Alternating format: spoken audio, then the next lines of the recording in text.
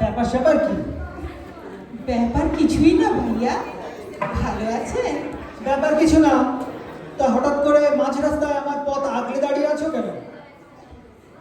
পথ আগলাইনি তো, দেখা হলো রিউনিয়নে অনেকের মাঝে, তাই ভাবলাম জিজ্ঞেস করি কেন, ভালো আছেন? পথ আগলে দাঁড়াওনি, দোস্তুর মতো একেবারে সামনে দাঁড়িয়ে আছো। পথ আগলে দাঁড়িয়ে আছো, আবার বলছো পথ আগলে দাঁড়াওনি। না, আমি আপনি পথ আগলাবো কেন? দেখা হলো তাই দাঁড়ালাম। আর আপনাকে তো মেডিকেল কলেজে অনেকে দেখলেই উল্টে ঘুরে দৌড় দিত।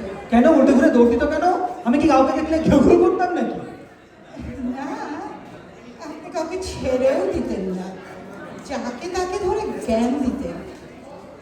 মনে নেই আমাদের সেই প্রিন্সিপাল স্যারের ইন্টারে ফার্স্ট ইয়ারে পড়া ছেলেটাকে আপনি মেডিকেল কলেজের ফার্স্ট ইয়ারে পড়া ছাত্র ভেবে ক্রেপ সাইকেল বোঝানো শুরু করে দিয়েছিলেন? হ্যাঁ, ক্রেপ সাইকেল খুবই গুরুত্বপূর্ণ একটা ব্যাপার, না হলে কোষের শক্তি আসবে কোত্থেকে? এই জন্য ক্রেপ সাইকেল বর্ণ, গোত্র, গণ, প্রজাতি নির্বিশেষে সবার জানা উচিত। এই যে কোষের এটিপি গুলো কিভাবে এসে ভাইয়া, ভাইয়া আজকেও না না, আজকেও না,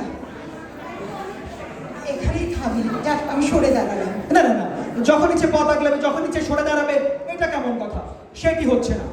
তোমাকে একটা দস্তুর মতো কারণ বলতেই হবে কেন তুমি পথ আগলে দাঁড়িয়েছো। ভাইয়া পথ আগলে দাঁড়াইনি, জাস্ট একটা প্রশ্ন ছিল, কোয়েশ্চেন, ছোট্ট প্রশ্ন। প্রশ্ন? তা কি সে প্রশ্ন? ভাইয়া ভালো আছেন? এটা কি প্রশ্ন না অপমান? অপমান হবে কেন? এটা তো একটা সরাসরি অপমান। না,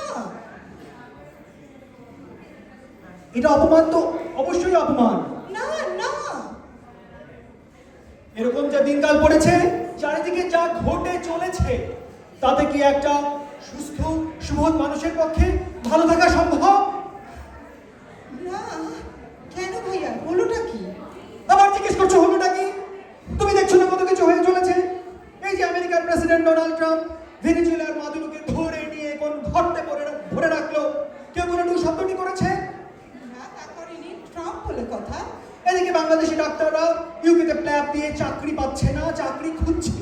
যদি চাকরি নাই থাকে তাহলে তো আদর করে দাওয়াত দিয়ে ডেকে এনে প্ল্যাব পরীক্ষায় বসানোর দরকারটা কি? ভেবে দেখেছো কখনো? একটু ভেবেছি। তা ভেবে কি পেলে?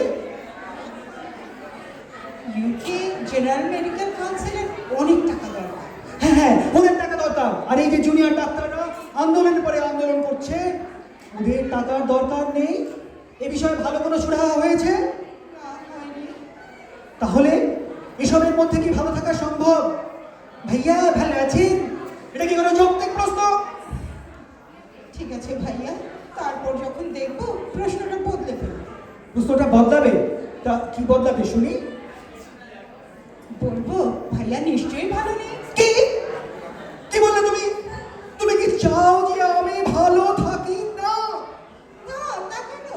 না তাই তো, না না তাই তো। না, তুমি যদি বলো যে ভাইয়া আপনি ভালো নেই, তাহলে তো আমার ভালো না থাকার আরো কারণ তৈরি হবে।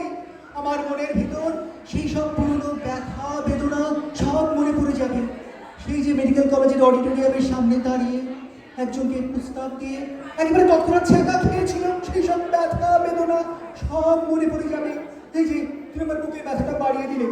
বুকে ব্যথা? হ্যাঁ, বাঁ পাশে না পুরো বুকে? আরে কোথায় আমার পুরো বুকে?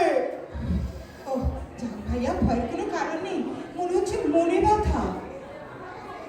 মনের ডাক্তার আছে এখানে, সাইকিয়াট্রিস্ট, কনসালটেন্ট, ডাকবো? ছেলে না মেয়ে? মেয়েও আছে ভাইয়া, ডাকবো? না থাক, দরকার নেই। আবার কোন নিচেতে ভেজালে পড়ি। আচ্ছা ভাইয়া, তাহলে থাক, ভুলে যান, সব ভুলে যান। এরপর থেকে দেখা হলে আর কিছুই জিজ্ঞাসা করবো না। তুই কি বললে?